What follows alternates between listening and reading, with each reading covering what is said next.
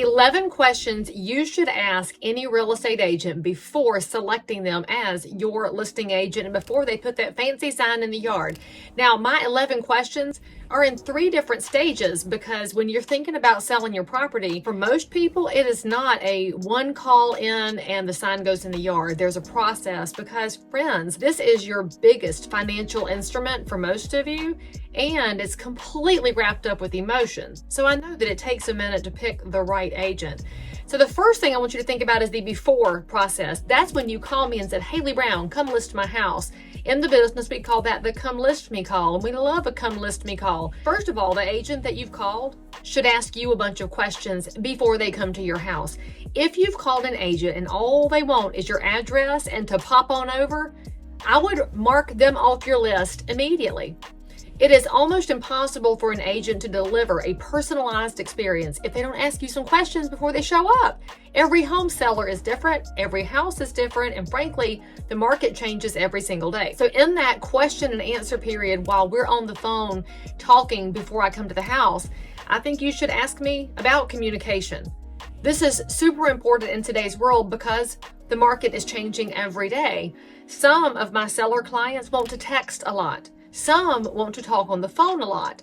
Now, that may be generationally driven, or it may just be a convenience factor, but you need to know how your agent communicates. If you don't do email and that's how your agent talks to people, don't hire that agent.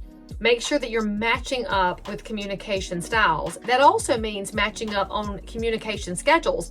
I'm an early bird. I get up at 4. I'm in bed by 9.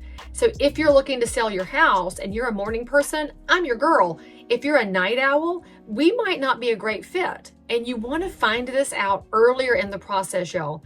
Now, that's just the first thing you want to find out. The second thing you want to find out is the experience of the agent you've called. My experience? I don't mean years in the business, because someone could be a 40-year real estate agent and they've sold one house a year for 40 years. That doesn't mean they're a terrible person. It doesn't mean they don't know some things. However, there is a lot of experience that can help you that comes from what we call muscle memory, from doing things over and over.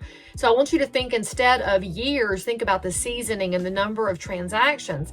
Now, somebody hired me when I was a brand new agent, wet behind the ears, super excited to sell a house. So when I was invited to interview, I brought my dad with me because he brought in all of those years of broker experience. It's entirely possible that if you call your brother-in-law, he may want to bring his broker because he's new. That's not a bad thing, but think about what the experience means to you, with whom you're communicating, and how you're going to get answers. Now, this really matters in the markets we're in right now, because organized real estate is changing. The structure of real estate is changing. An experienced agent knows what's happening right now and is not caught off guard so that you won't be caught off guard. If you're dealing with an agent who sells a house every other year, they may be unaware of the changes, and that can hurt you when you go to put that sign in your yard. The third question I want you to ask seems kind of odd, but hey, we're in the world of litigious people. Ask if that agent has current insurance. Do they have errors and omissions insurance? Why do you need E&O, errors and omissions insurance? Because houses have all these humans involved, and real estate changes all the time. Make sure that your agent has the appropriate coverage, because that's going to protect you as well. The fourth thing you're going to ask them while they're on the phone with you is what their opinion is on representation, as in who represents whom. Now, of course, I'm in North Carolina. I'm right here in Cabarrus County. And in North Carolina, there are agents who represent the seller. That's whose sign is in the yard. That's what you called me for. Hey, what's up? There are agents who represent the buyer. They bring the buyer to the showing. They unlock the door and do the oohs and ahs in the tour. There are dual agents. That's one agent representing both sides. This is where I'm going to give you the big red alert. Leigh Brown does not do dual agency. I find it to be a conflict of interest, and the Bible says that no man can serve two masters. Now, I have done dual agent a couple of times in my 24 years because it was a special request. It was a special situation. I didn't sleep the whole time because I don't like a scenario that could cause someone to question my integrity. And even though I am super communicative and super transparent, you might have that little doubt in the back of your mind at night. I don't want that. I want my seller clients to know that this girl is working for them, and that when I'm working for a buyer, I'm working for them. That's two different outcomes, y'all. A seller, you want the best price and terms for your situation, the buyer wants the best price and terms for their situation. It's kind of hard for one agent to navigate both. So if this matters to you, find out in the phone call before they come to your home and then brag about how they have been dual agent over and over and over. Now, North Carolina also has a fourth kind of agency called designated dual agency. That is because in my firm, One Community Real Estate, right here, I have multiple agents. I don't know their clients. I've never seen their clients, haven't talked to them, and they may have the perfect buyer for your home. So when you select me as your agent, they may want to bring their buyer. We're under the same umbrella at this firm, but the state law allows us to operate as though we are two separate entities altogether. I look at this like it's a duplex. If you've ever seen a duplex or a two-family home, it is two separate front doors, two separate kitchens, two separate bathrooms. There's a firewall in the middle, and you might hear some rumbling on the other side, but you don't have the foggiest idea what's actually happening. That's designated dual agency. You need to have all this explained to you early in the process so that you can make great decisions. Now, let's just say we're on the same page. You are good to go with all four of those. We're going to go to phase 2 of the stages and questions to ask when hiring a listing agent. The second phase of asking questions for you as the consumer trying to find the great agent experience is during the listing interview process. You haven't even picked me yet, but now we're in phase 2. This is when I come to your home and do a tour. You're going to show me all the ins and outs, show me all the floors you laid when you got them on sale at Lumber Liquidators. You're going to show me the linen closet. You're going to show me the children's rooms. You're going to give me all the tour. The whole time I'm making some notes because my job is to really pay attention to the ins and outs of your unique property. Be very hesitant about an agent who's not taking notes and is trying to memorize your house. Because y'all know how that goes in a restaurant when you try to order something special on the menu or make an adaptation and the person doesn't write it down and you're thinking, you're not going to remember. I don't pretend to remember. I've had children. I'm writing everything down. So we're going to go on that nickel tour and I will write everything down. Then we're going to sit at the kitchen table or in the living room or wherever it's comfortable so we can discuss the property. So a couple of the questions that you're going to have, I'm going to give you a little inside baseball on them. If the agent comes in and spits out a price, I don't know that I'd go with that agent because every house we price in a range simply because markets are fluid. And we also don't know how the market's going to react to your home and to your upgrades, to your colored walls and to the flooring that you have. We just don't know from moment to moment. Right now, we're dealing with increased interest rates. We're dealing with changes to how the multiple listing service will work. That could have an impact on buyer demand. So your agent should not be spitting out a price. However, if they did, and you still kind of like them, ask them, how did you derive that price? That agent should be able to give you all the data, all the metrics that they use to arrive at that list price. Now, you should also know, you shouldn't have to ask how they derive the price, y'all. That price recommendation, that range recommendation should come with all of the data and the backstory.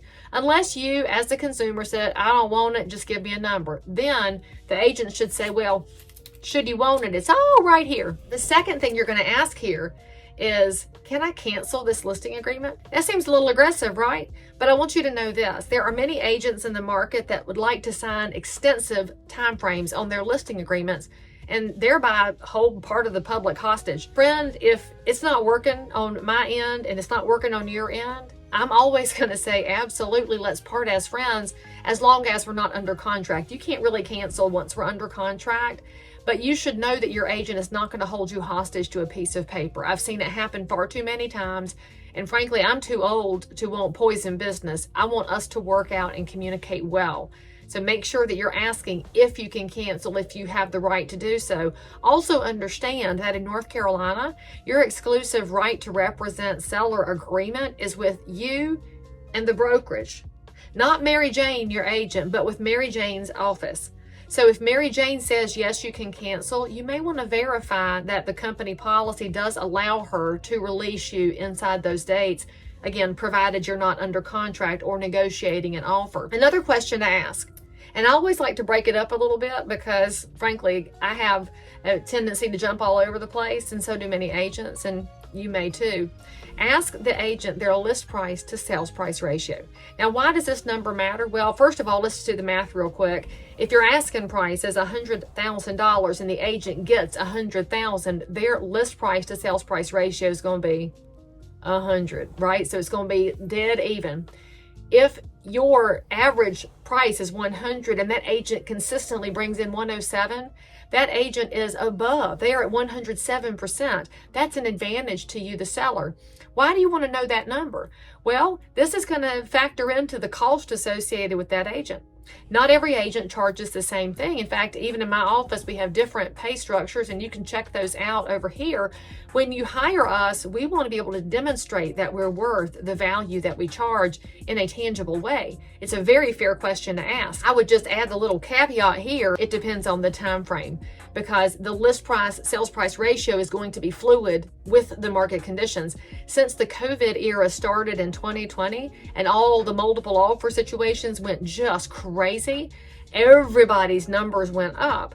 So if you compare Leigh Brown's numbers today with the numbers from, say, 2010, those are two different market conditions. And so make sure that your agent is showing you current information for the current market conditions. You're also going to want to ask your agent about what their marketing program is, what their marketing strategies are, and how they approach your house. Now, one very important thing you should know here: if an agent offers professional photography on some listings, but not all, that should be a red flag to you. There is a policy inside most of our businesses that is a direct reflection of fair housing law, which says that what you do for one, you do for all.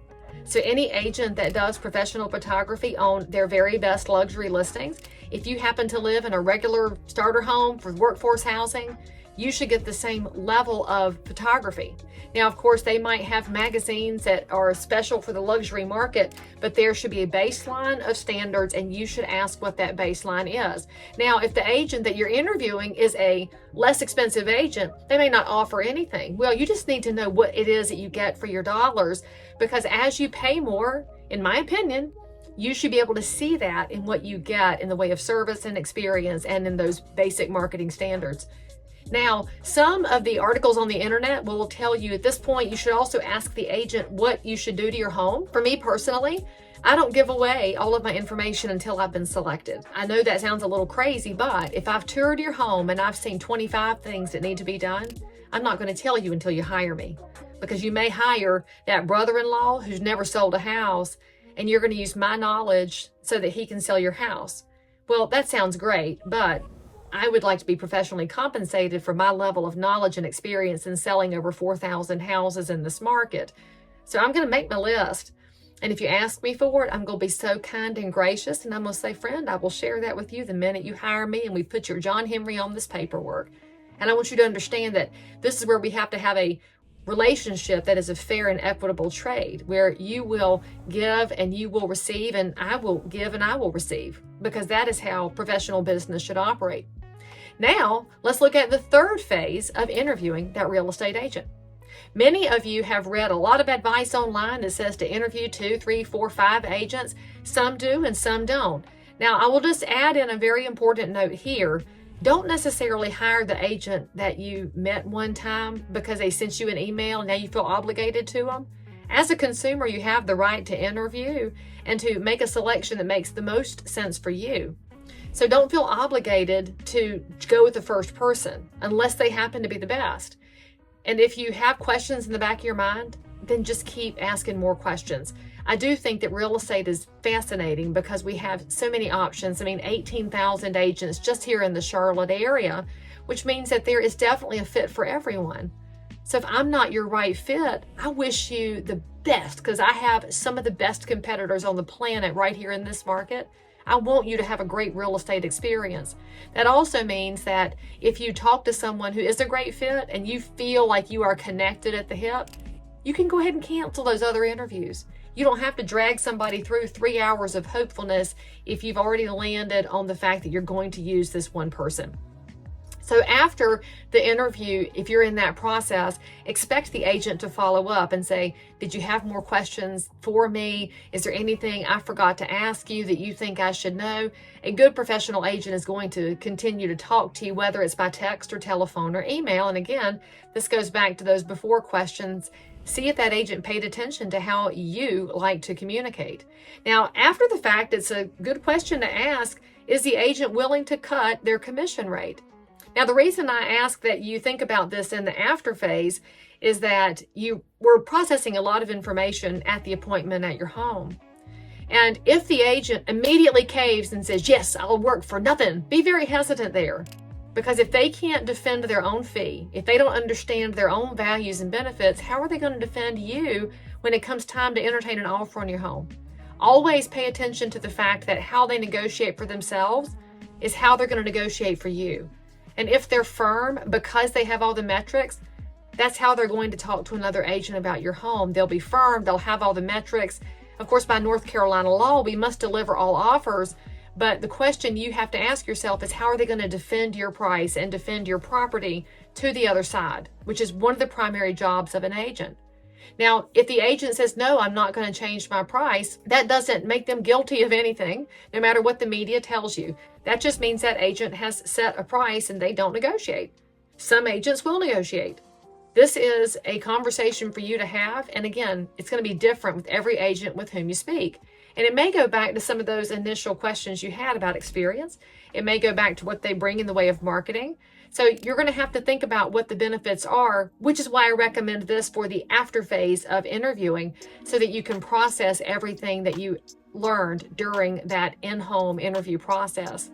Now, I also want you to know is that when you ask me during the after phase, can you help me with staging? Can you give me your list? I already told you I'll give you my list as soon as you sign my paperwork. But I will always give you the name of someone who can help. I have an amazing list of professional colleagues in this business, whether it's home stagers, contractors, landscapers. I will provide those names to you so that you can then be preparing yourself for the process. That's one of the give backs that we want to make sure is available to you, so you don't have to go to next door and fall into that dumpster fire trying to find somebody to come get your yard ready for your house. Now, the whole way through, you should be asking yourself, can I talk to this person? Is this person listening to me? Do I feel that we have some camaraderie here? Do I feel like I can trust this person? Because as I mentioned in the very beginning, there's a lot of emotion in real estate. Your agent has got to be somebody who actively listens to you and actively understands that a divorce scenario is different than an estate sale, is different than a first-time seller, is different than somebody who's relocating. You want that skilled communicator to understand so that you can get what you want, whether that's a specific price if the market will deliver it, or a specific time frame if the market will deliver it, or if you're just looking for that turnkey concierge service. Bottom line, there are great agents in every market around this country. And if you're here in Cabarrus County, I'd love to be on that "Hey, Leigh Brown, come sell my house" phone call. And if you are anywhere else, I got people. But think about this. Most of the drama we're seeing around real estate right now is not actually just driven by real estate agents. It's also driven by consumers who didn't know what to ask. So now that you're armed, go forward and make real estate more excellent than it was when you started.